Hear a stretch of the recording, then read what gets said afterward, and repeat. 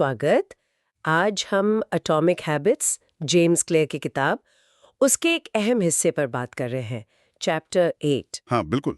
और ये चैप्टर इस बारे में है कि किसी आदत को इतना आकर्षक कैसे बनाया जाए कि वो बस हो जाए। हाँ, how to make a habit इररेजिस्टिबल।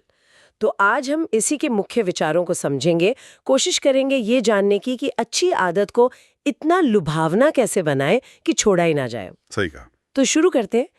देखिए, फंडा तो सीधा सा है ना? हम वही काम बार बार करते हैं जो हमें करने में मजा आता है या जो हमें किसी तरह से खींचता है। बिल्कुल। तो अगर अच्छी आदतें बनानी है तो उन्हें सिर्फ जरूरी नहीं समझना, उन्हें आकर्षक बनाना पड़ेगा। और यहीं पर आप देखिए, साइकोलॉजी काफी दिलचस्प हो जाती है। ये सिर्फ आदत का मामला नहीं है, ये उसके पीछे की जो चाहत है, जो क्रेविंग है, उसका खेल है। अच्छा, जैसे देखिए, हमें शायद दांत ब्रश करने की चाहत ना हो, हमें वो साफ ताजे मुंह वाली फीलिंग की चाहत होती है। हाँ, बात तो सही है। या फिर कसरत। हम्म, कसरत शायद अपने आप में मुश्किल लगे, पर उसके बाद जो ताकत महसूस होती है या वो गर्व का एहसास, वो हमें खींचता है।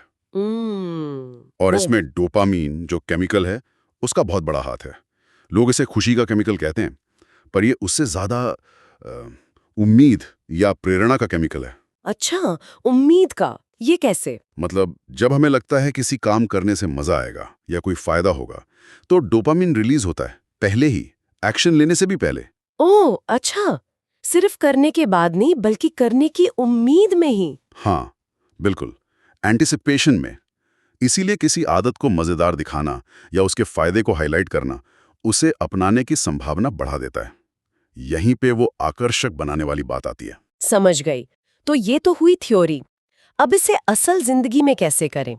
किताब में पहला तरीका बताया है, टेम्पटेशन बंडलिंग। हाँ, टेम्पटेशन बंडलिंग बड़ा प्रैक्टिकल तरीका है ये। इसे शायद हम कह सकते हैं जरूरत और चाहत का जोड़, कुछ ऐसा। हाँ, कह सकते हैं।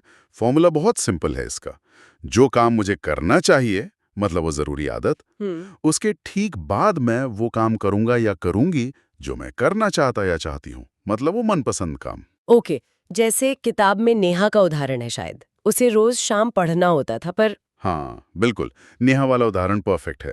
उसे पढ़ना था जो उसे बोरिंग लगता था, लेकिन उसे इंस्ट्रूमेंटल संगीत सुनना और कोल्ड कॉफी पीना पसंद था। तो उसने क्या किया? उसने बंडल बना लिया। अच्छा, कैसे? उसने नियम बनाया, जब मैं 30 मिनट पढ़ूंगी तब मैं अपना फेवरेट इंस्ट्रूमेंटल संगीत सुनूंगी और साथ में कोल्ड कॉफी पीऊंगी। अरे वाह, मतलब बोरिंग काम के साथ एक मजेदार इनाम जोड़ दिया। एग्जैक्टली। हुआ ये कि उसका दिमाग अब पढ़ाई से कतराने की बजाय उस पूरे पैकेज का इंतजार करने लगा। पढ़ाई प्लस संगीत प्लस कॉफी। तो पढ़ाई अब सजा नहीं बल्कि उस इनाम तक पहुंचने का रास्ता बन गई। यही है आदत को आकर्षक बनाने का फंडा। ये बंडलिंग वाला आइडिया तो कमाल का है, बहुत स्मार्ट। लेकिन क्या सिर्फ यही काफी है? मतलब हमारे आसपास के लोग, उनका भी तो कुछ असर होता होगा ना? बिल्कुल होता है। और यही दूसरा बड़ा पॉइंट है इस चैप्टर का। ऐसी संस्कृति या ऐसे ग्रुप का हिस्सा बनिए जहां आपकी मनचाही आदत नॉर्मल हो। अच्छा, मतलब सोशल इन्फ्लुएंस। हाँ, हम इंसान हैं ना, सोशल प्राणी हैं।